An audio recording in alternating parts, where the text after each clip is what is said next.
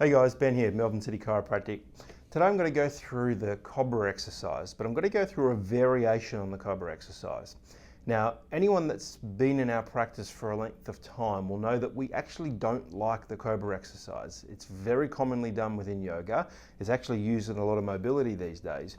But I think the exercise done in its traditional way has the potential for a lot of problems. It can really set about creating some structural dysfunction in the body that you'll want to avoid. And so we typically don't recommend Cobra exercises for people, but there's a variation that I've found that I think actually negates all the negative of it and actually promotes only the positive part of the exercise. And actually it serves very well at strengthening certain parts of the back that can assist your body very nicely. So I'm going to use Sam today as a demonstration of how to do it. So she's going to come onto her belly. She's going to have her arms just by her side. Her forearms are going to stay down flat. She's going to have pressure into the ground with her knees and her feet. And this is the absolute key part. She's going to lift her hips in the air, even a little higher. Now you don't want any of that touching the ground, none of your belly on the ground whatsoever. From here, she's going to find the posterior pelvic tilt position. She's going to pull her belly button into her lower spine, and she's going to squeeze her butt really hard, keep firm pressure into the ground with her knees, and making sure that this doesn't bend. She's going to try and retract her shoulder blades and then lift her head and her back, off her chest, sorry, I should say, off the ground. Now she can't lift her head up into extension. She's got to keep her head in neutral. Just give yourself a break there, Sam. This is something that is literally seconds worth of work before it gets fatiguing, okay?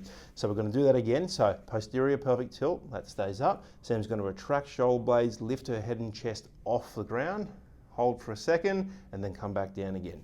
Now, where you should feel this is all through this area, not here. The Cobra hinges, the Cobra done traditionally hinges in the lumbosacral area, and it creates a lot of structural dysfunction.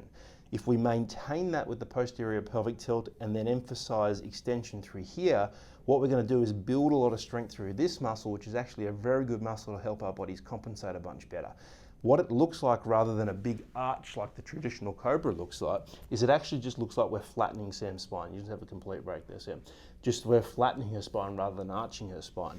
But the reality is we're creating a nice smooth arch in through here, and that's used by all these muscles in through here. So let's do it one more time. So knees and toes into the ground, hips are going to come off. Posterior pelvic tilt, squeeze glutes really firm, and then keeping your head in neutral, you're going to lift your shoulders back and then your chest off the ground. You're going to hold there for a few seconds. You should feel a nice bit of work through there, and then have a break. You could do rounds of, say, 10 of those, holding them for a few seconds each time, and say 3 rounds of that would be a really excellent exercise. Okay, give it a go and let us know how your results are. Thanks.